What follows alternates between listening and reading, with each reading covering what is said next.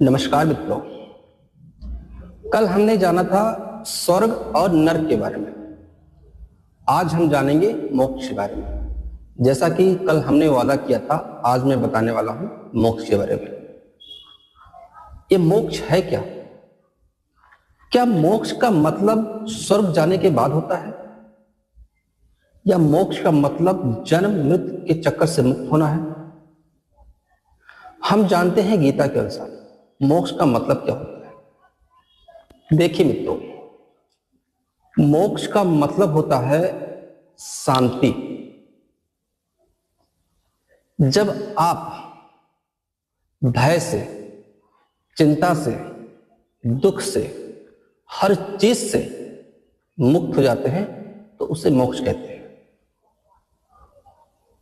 गीता एक बात और कहती है, मोक्ष वह स्थान है जहां इंसान को न दुख होता है, न सुख होता है, न चिंता होता है, न भय होता है।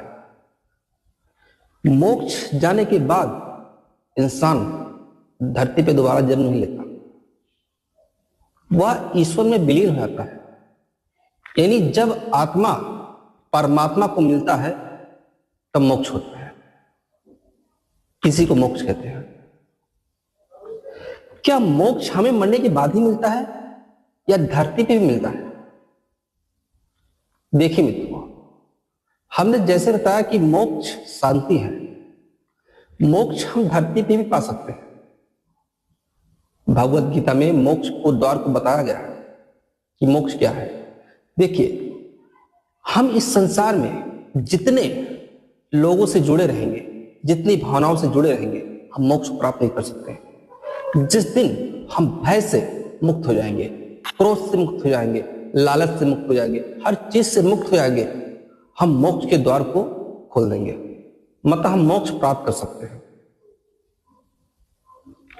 यहां भी मोक्ष प्राप्त कर सकते हैं। किसी को मोक्ष, मोक्ष का मतलब होता है मुक्ति। जब हम हर चीज से मुक्त हो जाते हैं तो उसे मोक्ष कहते हैं। जैसे कि हमने बताया, मोक्ष का मतलब यह भी होता है जब आत्मा परमात्मा में लीन हो जाता है तो उसे मोक्ष कहते हैं। एक उदाहरण बताता हूं। जैसा कि आप लोग जानते हैं कि हम धरती पे आए हैं कुछ कार्य करने के लिए, मोक्ष प्राप्त करने के लिए। देखिए, जैसे समुद्र है, समुद्र, अब समुद्र से थोड़ा सा जल निकाल के बाहर रख दिया और उसी जल को फिर समुद्र में मिला दिया तो वो समुद्र में ही जल विलीन हो गया। इसी प्रकार जब हम भगवान के अंश हैं, जब हम भगवान में मिल जाएंगे तो हमारा अस्तित्व खत्म हो जाएगा। मतलब हम भगवान में लीन हो जाएंगे तो उसी को मोक्ष कहते हैं। मोक्ष ना पाने के कारण पता है क्या है? मोक्ष ना पाने के कारण आपका क्रोध है, आपका भय है, आपकी चिंता है, आपका दुख है। ये चारों तरफ के झमेले ये मोक्ष प्राप्त नहीं करवाती। ये चिंता में डूबे रहती है। इंसान इसीलिए मोक्ष नहीं प्राप्त कर सकता। इंसान जब मोक्ष प्राप्त करेगा, जब वो हर चीज से मुक्त हो जाएगा तो उसे मोक्ष मिल जाएगा।